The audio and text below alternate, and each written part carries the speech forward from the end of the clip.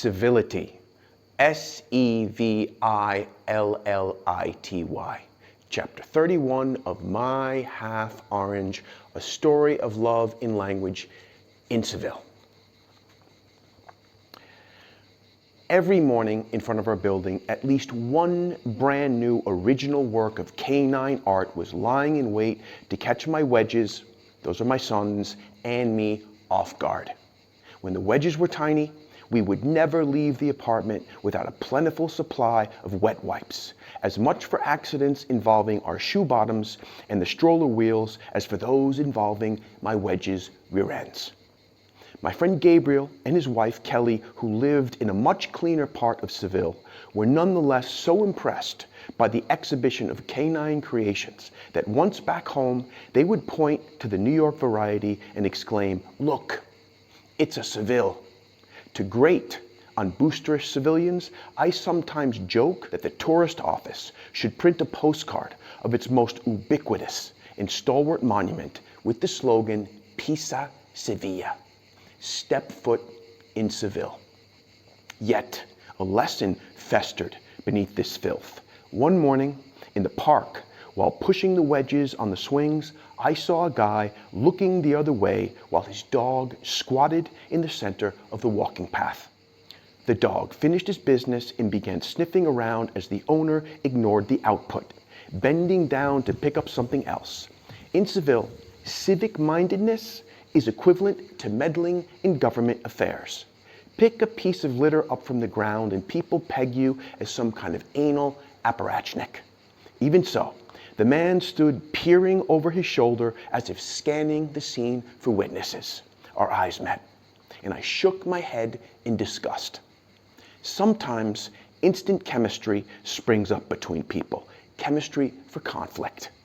As he stepped out smartly in my direction, still holding whatever he had picked up, I imagined his mind racing, preparing his opening sally against my giddy scorn.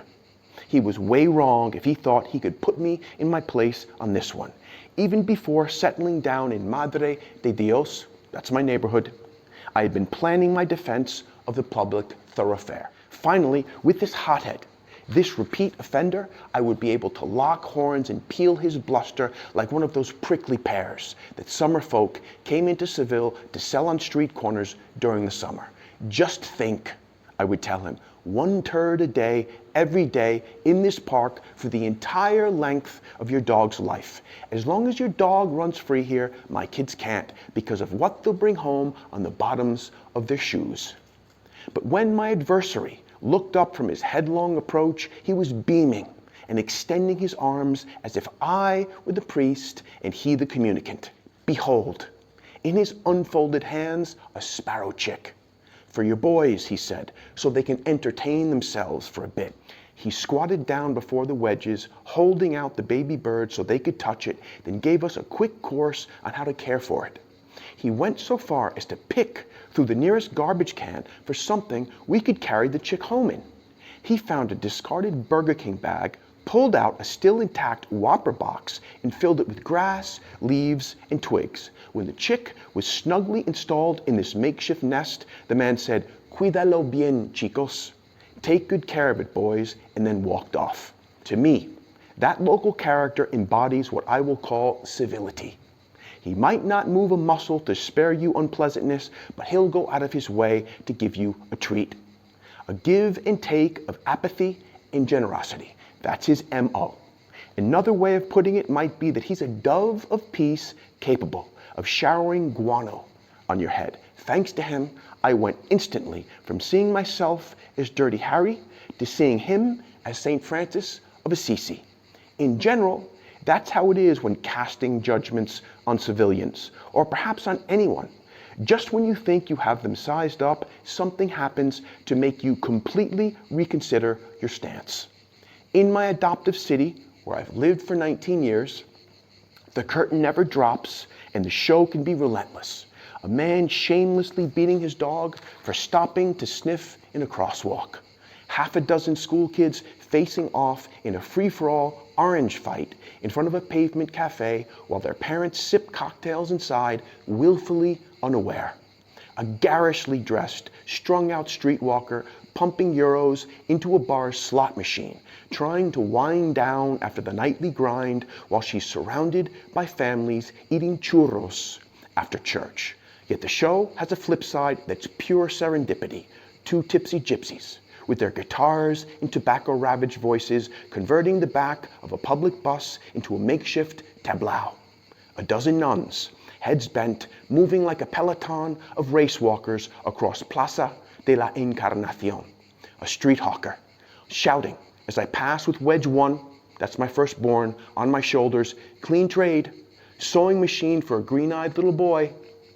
In short, just because people don't clean up after their dogs doesn't mean they're the shit of the city. They might even be its cream.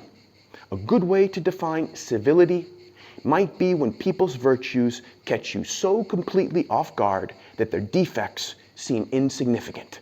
That's about the best thing I can say about anyone. My Half Orange, A Story of Love and Language in Seville, was published in 2023 by Tortoise Books. I'm about to launch the audio version, chapter by chapter, on Substack. You can listen to it there for free, or you can listen to the whole thing at once, about 6 hours of me reading my manuscript, okay, on any of the platforms that sell audiobooks. I hope you pick up the book, and I hope you enjoy it. A quick reminder, to support the cause, you can always like, comment, or follow, or if my passion and insights about literature make you curious about my own attempts at it, there is always My Half Orange, A Story of Love and Language in Seville, published by Tortoise Books in 2023, about the 10 most transformative years of my life when I moved from New York City to Seville, Spain in 2005, met a local woman, and started a family with her without hardly speaking Spanish. I plan to soon upload an audio version to Substack, Rants from a Foreign Land, John Julius Reel. Follow me there to receive all my updates by email. Thanks, good people.